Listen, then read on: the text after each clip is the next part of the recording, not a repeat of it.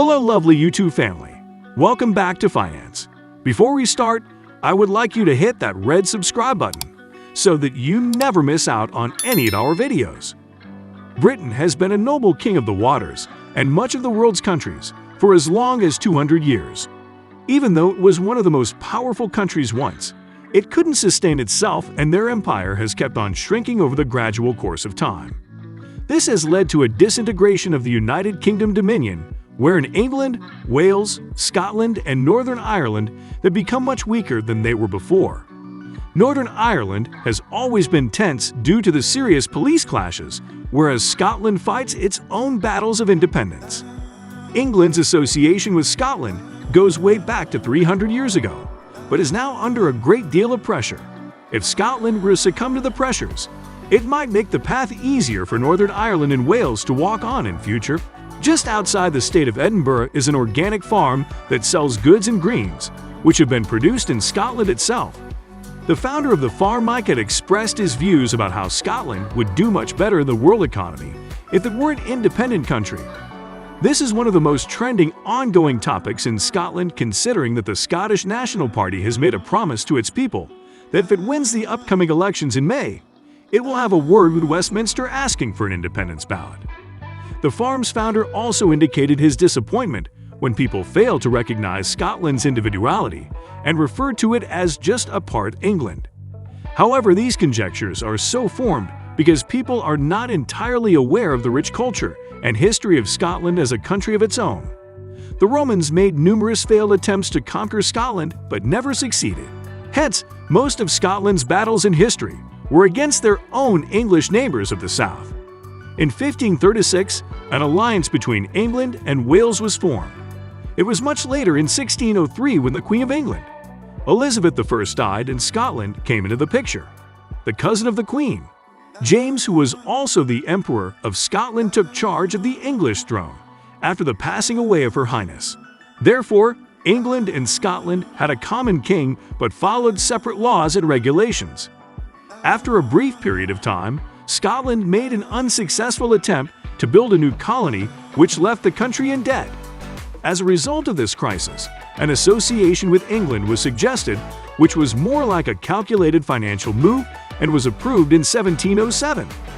Scotland later began trading tobacco in the 18th century and made a spot for itself in the world economy, all thanks to the union with England.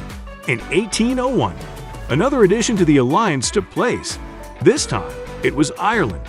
But the union did not last for long as the country soon split up into two in 1922.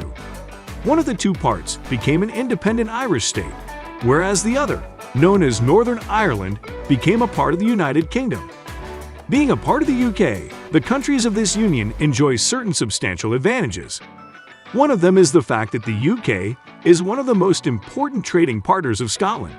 Remarkably, almost 60% of Scotland's exports are transported to Britain itself, which is nearly thrice the number of exports that are transported to the rest of the world altogether. Scottish people still have different perspectives about this union. While some people feel that it's beneficial for Scotland to be associated with the UK, considering the ease of trade, some people on the other hand firmly believe that Scotland would be better off as an independent nation. The Scottish National Party garnered a huge popularity in the 1960s, which resulted in a much-needed victory in Westminster in 1967. Soon after, there was a highly valuable discovery of oil that took place on the coast of Scotland. This discovery soon proved to be a blessing for Scotland, as the revenue generated from oil increased manifolds in the 1980s. The revenue blew up so much that Scotland made a whopping £193 billion for the economy of the UK between 1975 and 2020. In the 1980s, the then Prime Minister of Britain, Margaret Thatcher, who was greatly disliked by the Scottish people, became the ultimate reason for Scotland to ask for an individual identity. During the elections of 1997, Scotland voted for a certain devolved legislature formed by Tony Blair, who was then chosen to be the next Prime Minister of Britain. Following his leadership, Scotland witnessed its very own parliament for the first time in approximately 300 years. This gave Scotland powers in matters related to agriculture, forestry, education, health, and social services. On the other hand, The UK reserved its powers in matters like immigration, foreign policy, defence and employment. Despite the newly formed Parliament of Scotland, the government of the UK still went on to provide financial assistance to Scotland. As per the beliefs of some Unionists, this financial aid was necessary since Scotland raises less than what it spends per person.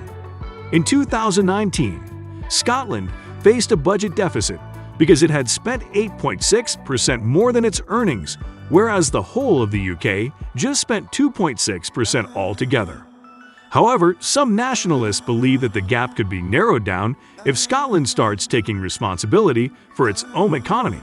In 2011, the SNP won the elections at Holyrood, which gave them a bright chance to ask for independence. However, the poll that took place in 2014 did not do any good for Scotland and instead caused widespread despair. This was because they had lost the poll with a ratio of 55 to 45, wherein 55% voted for Scotland to remain a part of the UK. Much later in 2016, all thanks to Brexit, the UK voted in favor of leaving the European Union by the ratio of 52 to 48. Despite the fact that 62% of the Scottish people voted for them to remain, Scotland was not entirely happy with it, since they were forcefully being pulled out of the Union against their will. The people of Scotland felt betrayed, since they had to pay the price of something they did not choose. The Scots did not seem to be very welcoming of the Brexit vote and saw no advantage of it all.